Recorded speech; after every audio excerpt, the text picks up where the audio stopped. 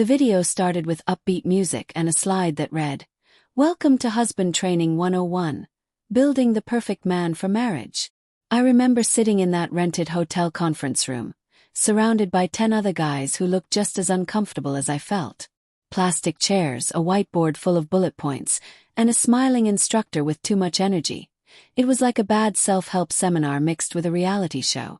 And the worst part, my fiancée, Rachel, and her mother were in the front row, judging.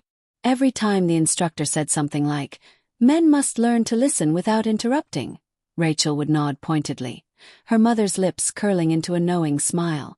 I'd laughed at first, thought it was some kind of joke when they signed me up. Husband training, they called it. A 6-week course to prepare me for married life. But it wasn't a joke to them. It was a non-negotiable requirement. "You'll thank us later," Rachel had said. "Mom says every man could use a little refinement." Her mom, Angela, was the kind of woman who could make a compliment sound like an insult. "It's not that you're bad, Daniel," she told me, hand on my shoulder.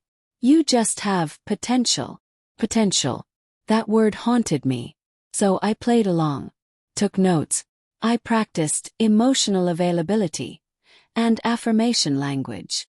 I apologized for things I didn't do, smiled through lectures about how men need to evolve beyond outdated instincts. And I did it all because I loved Rachel. Or at least I thought I did. The first crack appeared the night of our 5th session. After class, I was helping the instructor pack up when Rachel's phone buzzed on the table. A message flashed on the screen. "He's really buying it. Can't believe you got him to go through with this." It was from her mother. I stared at it for a moment, my stomach tightening, before Rachel snatched it up. "Hey," she said quickly, shoving the phone in her purse. "You ready to go?" I nodded, pretending not to notice, but the words looped in my mind all night. He's really buying it. Buying what? That week things started to feel off. Rachel grew distant, colder, more critical. She stopped saying we, and started saying I. When I brought it up, she said, "You're being sensitive. The course is supposed to help you manage that." Course. Always the course. I tried to brush it off, but one night, after another argument about how I fold laundry incorrectly, I noticed something strange. Her laptop was open on the counter, an email draft half-typed. Subject: Sponsorship proposal, husband training testimonials. The message read, "We're filming the final session next week. He has no idea. The video will make the perfect promo for the new program. He's been the most compliant participant yet." My vision blurred. I scrolled down and saw an attachment, a contract. Name. My face. Participant consent assumed. That's when it hit me. This wasn't about helping me be a better husband. It was marketing. Project. A manipulation wrapped in self-improvement language. I confronted her that night.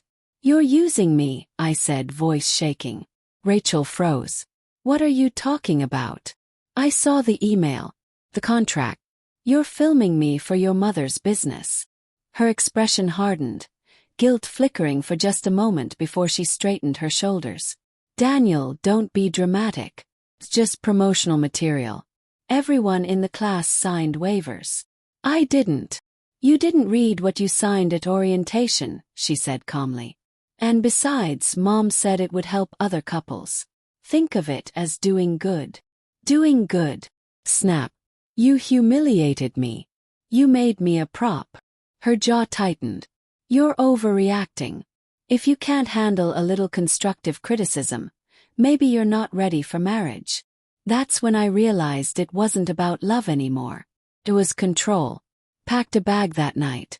She didn't stop me. Didn't even look up from her phone. Just muttered, "You'll come back once you cool down." But I didn't. The next morning I drove 3 hours to my brother's place. I spent the night replaying everything. The classes, the fake encouragement, the condescending smiles. Every memory felt poison now. A week later, a friend from work sent me a link. "Dude," he texted. "You're famous." Opened it. There I was, sitting in that stupid hotel room, nodding earnestly as the instructor explained how to earn your wife's emotional approval. Laughter and captions filled the screen. Real men learn to listen. From stubborn to sensitive. Daniel's transformation had gone viral. Over 200,000 views in a day. The comments were brutal. Beta male of the year. Perfect example of why modern marriage is a scam. His fiancée trained him like a dog. My phone rang, it was Rachel. I let it go to voicemail.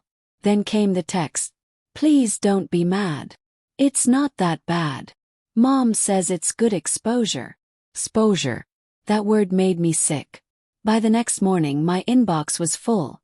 Offers for interviews, people wanting the husband training guy to tell his story. I ignored them all.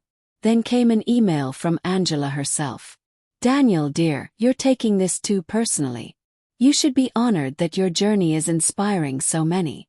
Rachel and I are very proud. Proud. Of exploiting me. Of turning my love into content. I didn't reply. Instead I contacted a lawyer. Turns out those waivers she mentioned were legally worthless. Filming without explicit consent. Illegal.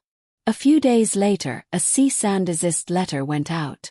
The video vanished within hours. Rachel showed up at my brother's door that night.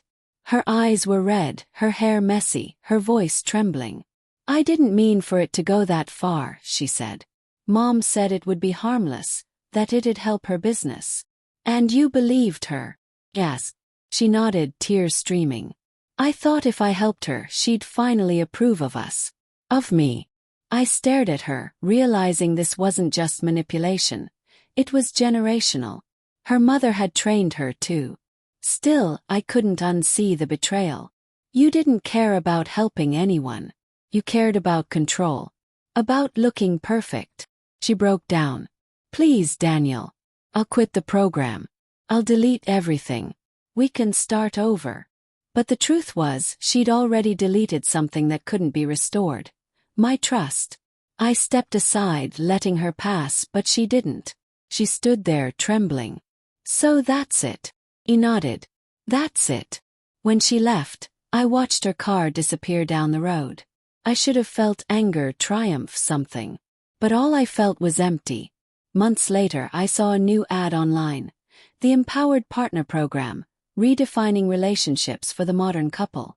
This time Rachel was the face of it. Smiling. Selling. Pretending. And for once I didn't click. I just closed my laptop, exhaled and whispered to myself. Lesson learned.